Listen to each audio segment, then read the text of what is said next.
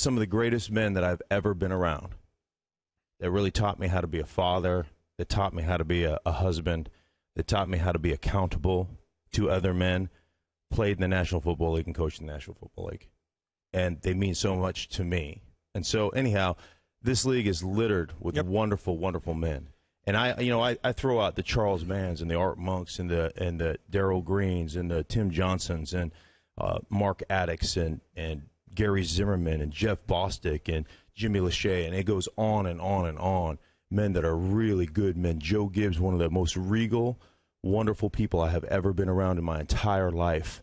I want to talk about laying down your life for others. That's a man that's an example of that. And the league is littered with those people, and we just focus on the garbage that's out there right now, and that's part of our job.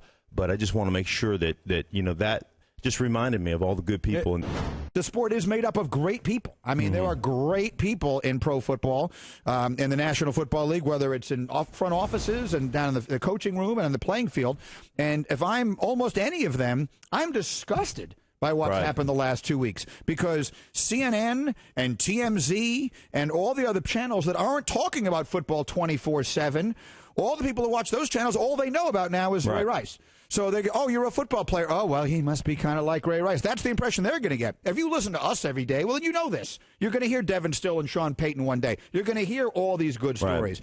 But if you're one who watches CNN in the morning, then all you know about football in the last couple of weeks are these horrible stories. And if I'm another player in the National Football League, that bothers me. This and what we have to understand is I understand the league, and the league has got a lot of issues that they have to tackle at this point. A lot of changes need to be made in regards to punishment and all the things that we've talked about in the last couple of weeks.